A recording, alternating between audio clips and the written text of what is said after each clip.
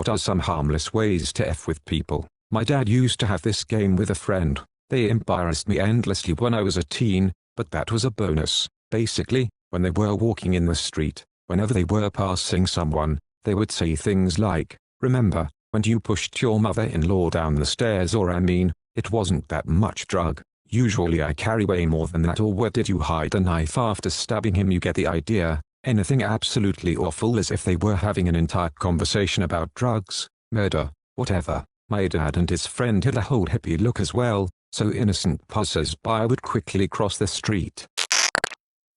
I mispronounce famous people's names constantly, then say it correctly randomly so they never know what to expect. Billie Eilish, John Legends, Jason Ackles. When using the military phonetic alphabet, I'll use all the right ones except Q as in alpha, G as in golf, Q as in cucumber. Cucumber starts with C. That's a sea cucumber. I meant a regular one. If you ever have a moment with a computer or cell phone, use their search engine to look for a bunch of nonsense products and then erase the search history. The algorithm will think they have an interest in said products and put a bunch of ads recommending them for the next few days.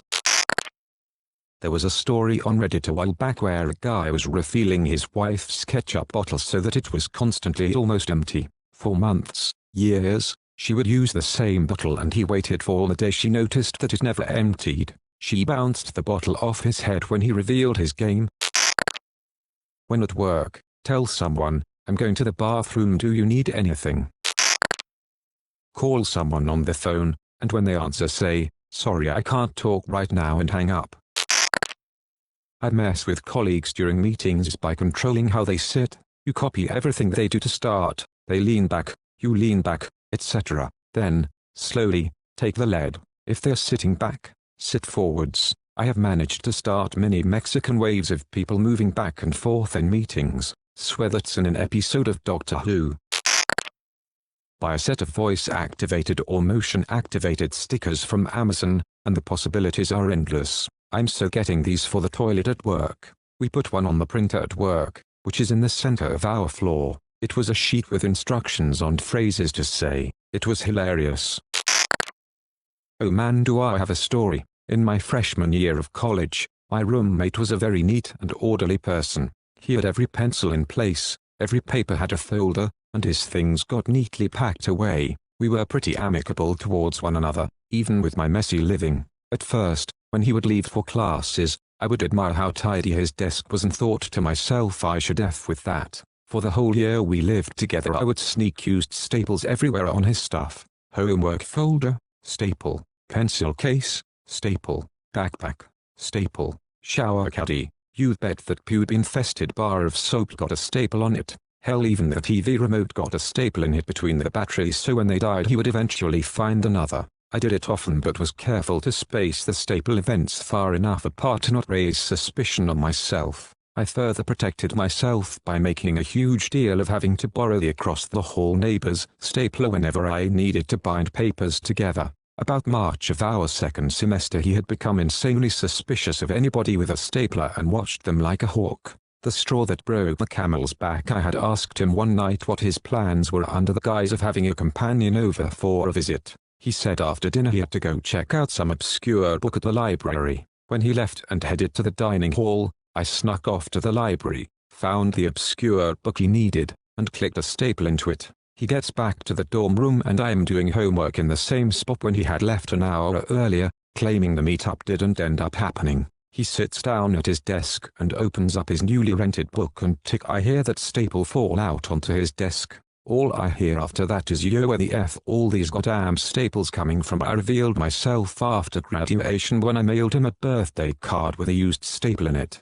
Thankfully he got the biggest kick out of the card and we still talk daily. TLDR, I put used staples in, on, and around my roommate's things. This got a genuine out loud laugh from me. Well done, what a harmless evil prank. This made me cackle. I do this every so often because it's kind of a game to me to see how long I can keep it up till the person catches on. I repeat the last word the person says in question form. Example, "Hey, me and Jenny are headed to Jim's Pizza Hut." Jim's Pizza Hut, yeah. You know the one on F Street. F Street over there near the harbor with the big carousel. carousel, yeah. You know the one you went with me and Jane? Jane, my girlfriend. Girlfriend, okay. What the F is wrong with you? Once they call you out and have caught on, the game ends. I've carried on a conversation over an hour once doing this. It's really awesome when the person you are doing it to has gone on through this a few times with you. My daughter has gotten me a few times herself and she'll laugh on and off for the day at my expense. Her husband has called me an ass for teaching this to her a few times too. This is especially humorous to me, because former international hostage negotiator for the FBI, Chris Voss, P, teaches this in his book Never Split the Difference, negotiating as if your life depends on it. It's called mirroring, the act of repeating the last few words back to them in order to gain more information without giving any away. Your price is too high. Too high, yes. We have to work within a specific budget. Specific budget, that's right. We can't move an inch over $50K. I think we can make $50K work. I'm a huge fan of just handing somebody something without any explanation and walking away. Someone at a big camping party once handed us a bottle of rum, didn't say anything or answer our questions, just handed it over and walked away. He was pretty pissed like to us later when he came back for it and we had already drank it all, lol. I mean, what else were you supposed to do with it? Someone handing me a bottle of liquor and then leaving seems like a pretty green light to start drinking it, lol. If someone asks for your name, saying something like Jack, but with only one P, it's Dave, but without the F, there's no F in Dave, I know, that's what I said. When someone knocks on the public washroom or you are in, respond with come in. I like asking if they have a warrant. My father prefers to ask if they are ready to answer these, my riddles 3. When you shake someone's hand, move yours left to right, as they do the traditional up and down. A hilarious circle ensues. Dart. I can't believe I've never thought of this. Totally left-right hand shaking from now on. So I once knew a guy who was a master of awkward humor, just an extremely awkward, strange man. One time I decided to see if I could make him feel awkward for once. He went for a fist bump and I grabbed his whole fist and shook it up and down. I thought there was no way he could win. He reacted completely naturally, not flat, not a pause. He reacted, in the moment, as if he had been born and grew up on a planet where one person goes for a fist bump and the other person shakes their whole hand. There was not a hint of a grin or wink, it was a normal handshake for him. I stood there short-circuiting for 10 seconds or so and realized I'd never beat that guy. I saw someone on Facebook comment on a picture that the 3 of you looked great. There were 4 people in the picture. Every year on National Sibling Day, I post about my 2 great siblings. I have 3 siblings. Every year on National Daughters Day, my friend posts a picture of his 4 kids, with the son aggressively scribbled out in black. When National Sons Day rolls around, he posts the same original pic but with all the girls scribbled out, and it said Daughters Day twice. Mail someone a red golfy ball every week for a while, then mail them a green golfy ball and stop. That's harming my wallet though. My grandpa glued a quarter to his driveway near the sidewalk and sits in his living room and watches people try to pick it up. I didn't know this till I found a quarter in the driveway one time.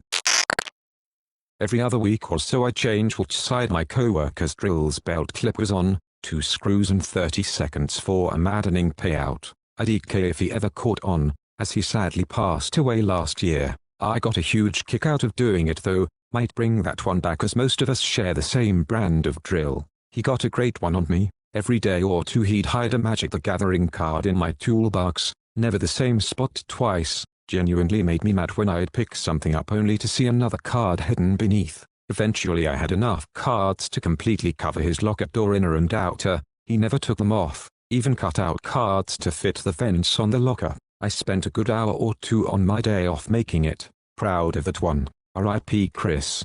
Pranks haven't been the same since you left. Your locker still remains covered in Magic cards and nobody has questioned it to this day. That is so incredibly sweet. I'm glad you have such a great reminder of your friendship.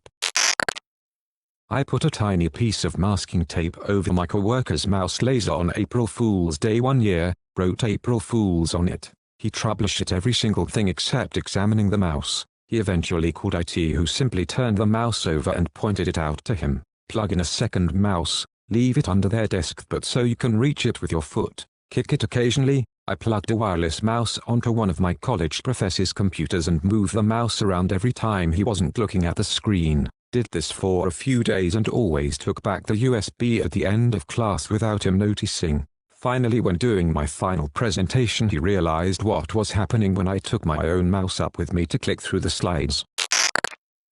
When driving, I like to wave at random people as if I knew them. Hilarious to see instant confusion on their faces. I used to wave at random cars if I liked the car. I pass this really nice old Chevy every day on the way to and from work. We now wave to each other every time. When I was little, my mum let my sister invite one of her friends on vacation with us. When we were driving, my sister's friend said, "I've got an idea." Both she and my sister had long hair, so my sister's friend took out a brush, brushed both of their hair in front of their faces, then each put on sunglasses. My mum stopped at a traffic light, and at the same time, my sister and her friend turned to the car next to us. This woman happened to look over and I watched her jaw drop that she was coming face to face with not one, but two seemingly cousinets. Then I watched this person start cracking up. We were the first car and the light changed right at that moment. The best part was my sister and her friend keeping their composure and not turning away from the person as we pulled away.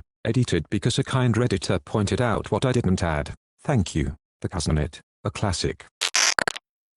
If I know someone is walking a little ways behind me and I turn a corner with nobody else around, I like to run 10-20 steps to widen the gap and then laugh to myself thinking that the person behind me will be confused. I doubt anyone ever notices, but I get a kick out of it every time. I do this shit mayo, and as you start to hear running behind you. If a bird lands by you and there are people around, crouch down towards the bird and ask, "Did you bring my messages?" and then just go back to what you were doing. I know someone who always takes an item to a party and leaves it somewhere in the house, i.e. a trinket tchotchke. My aunt fills her medicine cabinet with ping pong balls whenever she has a party. Have they ever made it through the party without being released? I don't think so, lol. I'm now picturing an entire party staring and smiling as the first time guest exits the bathroom. Friend of mine once did this with an insanely overgrown turnip from her garden. Like this thing was literally the size of a child. She left it in the passenger seat of their truck with a seat belt on it. I'm in a decades-long prank war involving the hiding of small unwanted objects. Sometimes I'll be doing something months later and get a text with a picture of the object accompanied by a "you bastard." My coworker and I prank each other, and his way of getting me is to hide lighthouse-themed items in my station. I hate lighthouses and we get a lot of figurines at work. Don't ask. And every time I have to walk across the room and yell "you bastard" like we're living in South Park and toss the item at him while he laughs like a nut job. I'm curious about what sort of life experience can result in a hatred of lighthouses. In the same vein, add a decoration to their Christmas tree. I have the same champagne flutes as my cousin. Every time I go over there, I smuggle one or two into the china cabinet. It was going really well until Thanksgiving, when they caught me. They said, I thought I was going nuts. I told partner that they were multiplying and they said I'm nuts. We did this to a friend. I noticed when she bought her house, she had some prints in her kitchen of lemons, 2 prints. That was all I needed. I went to a charity shop and bought maybe 20 cheap picture frames, then Googled lemon art and printed them in color at work. My friend's birthday, we were outdoors, and it began to rain, and the plan was to go to her house. I made my excuses and hopped in a taxi home to drop off my stuff, and to pick up a literal box of lemon pictures. We coordinated, my friend let me in, and I began ninja-ing through her house, dropping and hanging lemon pictures throughout her house, sneaking into a crowded room, and this is the piece de resistance, setting up a photo of her, delightedly holding an armful of lemon and limes my friend had taken weeks before. And then, we wait. At a later point in the night I bumped into someone I'd never met before, and he said in a hushed tone, "Have you noticed she seems to be obsessed with lemons?" And I had to admit, conspiratorially, that was something that had piqued my curiosity too. Practically every room in her house was partially lemon-themed. That's my fave prank I ever pulled off. I was talking with a supervisor and I happened to have like 4 hard-boiled eggs in my jacket pocket for lunch, so while talking with stuff, I took out an egg, cracked and shelled it and ate it. The conversation kept going, so I did it again, but I could see he was growing quizzical. I waited a few more minutes, pulled out another and ate that too. By then I could tell he was like WTF. The conversation was wrapping up, so I pulled the last one out and he stopped mid-conversation and asked me, "How many $king eggs do you have?" I just shrugged, shelled, and then ate the last egg. Why do you have 4 hard-boiled eggs in your pocket in the first place? Carefully step over a non-existing obstacle. Do this at a crosswalk when the car is stopped too close. My friend used to do it with a car at red lights. He would carefully steer out of the way of literally nothing and the rest of the cars behind him would do the same. You know, I always wondered if that's how people would react, but turns out most people don't give a f. I drive this specific route often. Recently, a very weirdly shaped pothole has appeared. It's super wide, not that deep but still large enough to do some damage. Because it's in a tunnel with almost no light, you don't really see it until it's too late. I always veer a tad to the side, if it's safe, to avoid it. No one behind me ever does. The best I've seen is somebody slow down, give me the WTF face, and then I watch them bounce hard on the pothole. The movie theater in my town is usually mostly empty. There's been a couple of times when I've come in to get seated and there's literally only one other person in my auditorium. There's an evil part of me that wants to just go sit right next to them. Not illegal, but it should be. Do it, and start a conversation with a code like in old spy movies. The red ducks only fly at night. Walk out of the theater room as soon as you finish, then walk back in and sit as far from them as possible. Don't turn around when you walk into a lift, and ask them if they're ready to take this to the next level. Conversely, turn around too much. Just stand in the corner and rotate 90 degrees every 4-5s or so. I'm training to be a rotisserie chicken. After giving a compliment, say no offense and watch them struggle to find the non-existent insult. I love this idea. No offense. Your comment is hilarious. No offense. This has been an inside family joke of ours for 30 years. One time at Thanksgiving, an old aunt was telling a story about being in line at a bank. She said a person in front of her was big, fat, and ugly. She turned to my mum, said no offense, and then kept on with her story. We spent the night trying to figure out which one of the horrible adjectives was so relevant to my mum that it warranted a no offense. From then on, whenever someone describes an item as big or fat or ugly, we have to turn to one of our family members and say no offense. It's quite charming now. Ahaha, your family sounds lovely, no offense. My friend was logged into his Twitter on my tablet, so I kept changing his profile picture to a banana. He thought someone hacked him and tweeted about it. I replied to the tweet using his profile. It got so bad he was arguing with himself on Twitter. Oh no, I got hacked. Guess I should just post about. No point changing my password.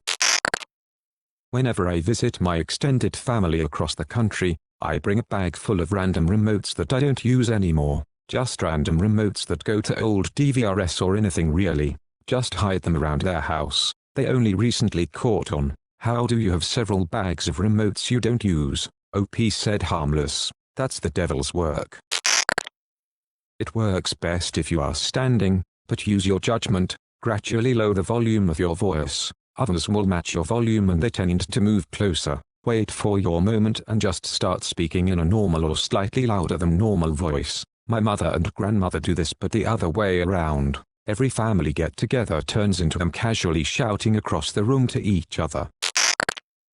My neighbor got an expensive new camera for his front door. Randomly, for the last several months, I have covered myself in a black cloak, including face, crawled up into camera view, and left a random harmless object, a carrot, spool of thread, 3 ink pens with the caps mixed up, dumb meaningless things. On camera, a dark shape appears and disappears, leaving a random object behind. It is driving his silly ass crazy. Be funny as shit if he knew it was you and just didn't say anything to see how long you keep it up and what else you give him. You should start to make a pattern. Do only red objects or pick a theme like adhesives and stick to it for a month and change it. This one is harmless but occasionally can drive someone mad. My mum has a bunch of framed family photos hanging on a wall. One day I was visiting, I took them all down and scanned them with a little hand scanner. I photoshopped small changes on them, removed some people from some photos, added a couple of celebrities in the background, etc. Print them out and replace them a few days later. I can't forget her face when she realized it was me and she was not losing it. Another goodie is to change one of the pictures with some famous person. My favorite is to swap a picture of my sister with a picture of Kim Jong-un smiling. When having a conversation during a meal, specifically only ask questions to people that are chewing. ETA, I was never a server, but had this taught to me by a dear friend of mine years ago when we used to eat in a public cafeteria and mess with people we just met. Love this one. It's on the verge of being rude, but it's so subtle people will assume you just lack awareness. Jokes on them, I actually do lack awareness. This is a skill servers must master before being unleashed to their tables. It never fails that I'm asked how is everything whilst chewing. This is a purposeful tactic to both show attentiveness to the table while avoiding getting stuck in a conversation. Found the professional server. I hope you guys enjoyed the video. Subscribe for more content like this. Also, make sure to like, comment and share the video. Peace out.